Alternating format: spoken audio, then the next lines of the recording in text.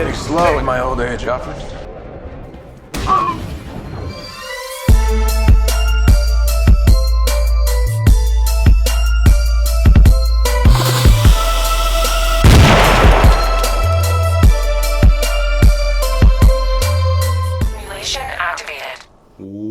What's going on, everybody? This is dkdynamite, and today what I have for you guys is a brief video talking about Ben Affleck's solo Batman movie, which is rumored to be releasing in 2018. Now, definitely hope you've enjoyed my full review on Batman vs. Superman: Dawn of Justice. If you haven't seen my review, I'll leave a link down below in the description. But for a quick recap, I gave the film an 8 out of 10.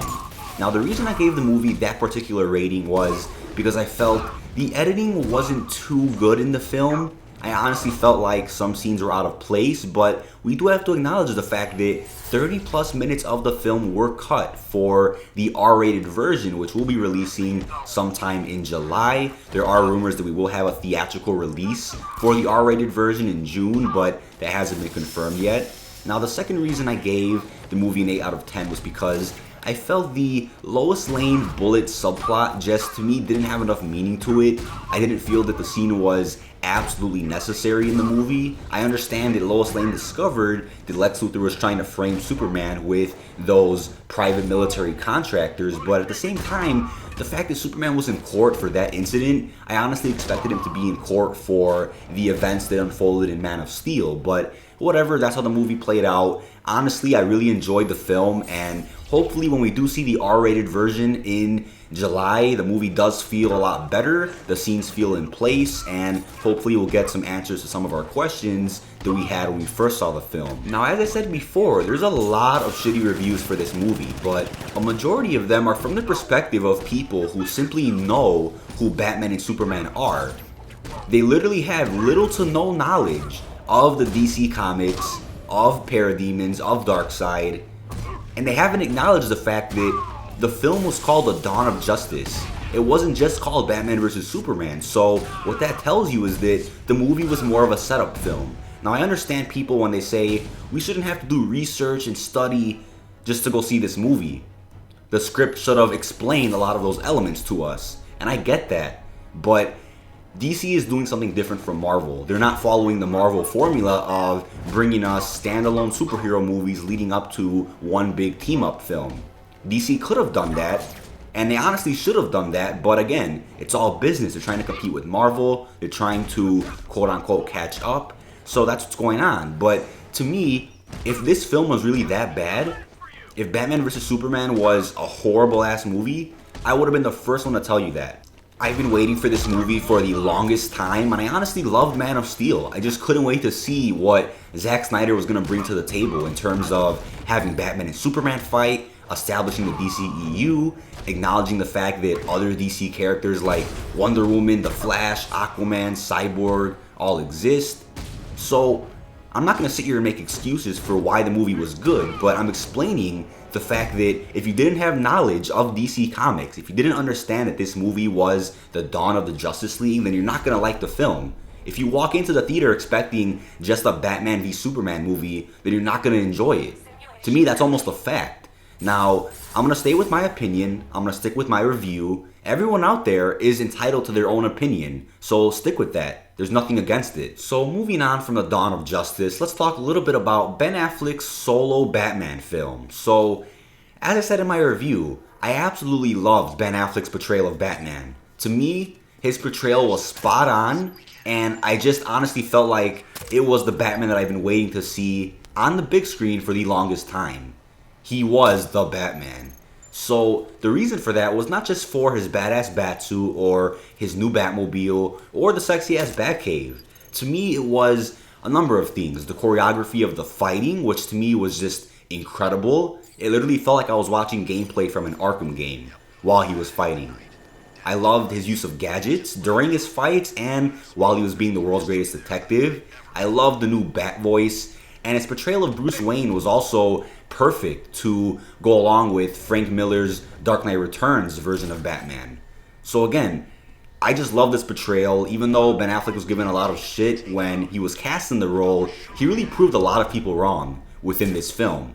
out of all the shitty reviews that I've read for Dawn of Justice, I literally didn't see more than maybe 3 or 4 complaints about Ben Affleck. But again, he played a veteran / comic book version of Batman with 20 years of experience. Now, that was the type of Batman that the DCEU needed. To repeat myself again, I'm not hating on Christopher Nolan's trilogy. I fully respect what Christian Bale brought to the table with his version of Batman, but his version of Batman existed in the modern world. His version of Batman didn't fit with the DCEU. And his version of Batman just couldn't be crossed over with Superman, metahumans, aliens, Kryptonians, so on and so forth. Now, within the film, we were given a couple of teasers as to what defines this new version of Batman. First up, we saw that Robin was dead. We could assume that that was taken from the Death in the Family story arc with Jason Todd. We were also able to see that Bruce Wayne's manor was burned down. So again, these are 2 huge story arcs that we're just going to have to wait and see in Ben Affleck's solo Batman film, and I just can't wait to see that. Now, in terms of when the film will release, this is where things get interesting. So, just a couple of days ago, it was announced that WB was spending millions of dollars for reshoots on Suicide Squad. Now, in terms of why they're reshooting some of those scenes, it was said that they want to make the film a little lighter, not as dark as Batman v Superman, and to add in a little bit more comedy. So, to bring you guys my brief opinion on that, honestly, if the movie is dark, if there's a little bit of comedy here and there, but not too much, then that's fine. Suicide Squad is a supervillain movie, so again, I want it to be dark. I like DC's approach with their films, and the fact that their films are a little darker than Marvel's films. To me, that's fine, but so adding a little bit more comedy, that's also okay. I'm looking forward to see how they, really show Joker as the clown prince of crime. That's going to be pretty cool. So hopefully they don't really fuck up the film by making it a little lighter than Batman v Superman, but we'll just have to wait and see. I'm hoping that they don't push back the release date of Suicide Squad to sometime in September. I hope it just remains in its August release date, so let's see how that plays out. Now, WB also pushed back the release of a Jungle Book movie from 2017 to 2018. So the reason for that is because they literally added in 2 new untitled DC films to their current lineup. Now, we don't know what those films are, but the release dates are pretty interesting. So as we know, Suicide Squad is releasing August 5th, 2016. We then have the release of Wonder Woman June 2nd, 2017. We then have Justice League Part 1 releasing November 17th, 2017. We have The Flash March 16th, 2018. Aquaman July 27th, 2018. We then have an untitled DC film October 5th, 2018. We then have Shazam on April 5th, 2019. Justice League Part 2, June 14, 2019. Another untitled DC film for November 1st, 2019. We then have Cyborg on April 3rd, 2020. And then The Green Lantern Corps on June 19, 2020.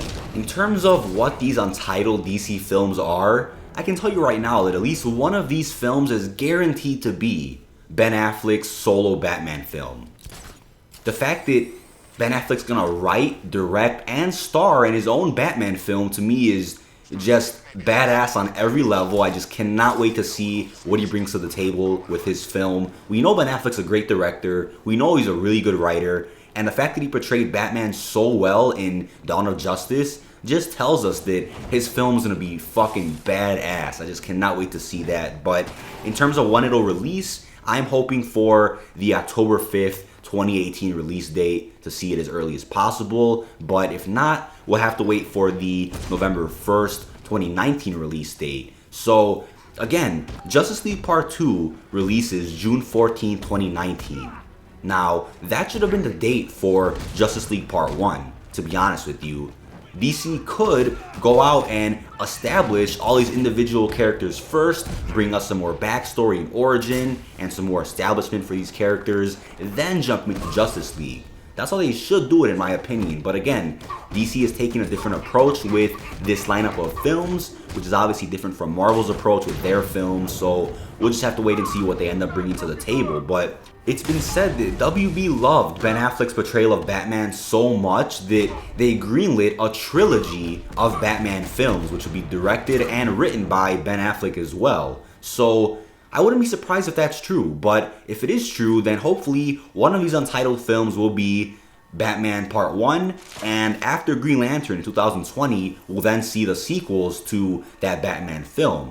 Another rumor was that Ben Affleck's solo Batman film would be titled, quote-unquote, The Batman, and would be slightly based off of the Arkham games. So if that's true, not only is that incredibly badass and absolutely mind-blowing, but I honestly wouldn't be surprised, since, first up, Ben Affleck's choreography with fighting for his version of Batman already feels like it's based off the Arkham games. So if they go along and follow a little bit of story based off the Arkham games, then that'll make the movie even better, and I just can't wait to see that. But what I'm hoping for the most is that we get a lot of answers to a bunch of our questions in terms of what defines this Batman, what happened to Jason Todd, what happened to Bruce Wayne's mansion, so on and so forth. So the fact that this Batman already had 20 years of experience just means that there's a lot of storyline that can go into Ben Affleck's trilogy of Batman films. But let me know what you think about Ben Affleck's Batman movie down below in the comments section. Really hope you've enjoyed. Thanks so much for watching, everybody. This has been DK Dynamite.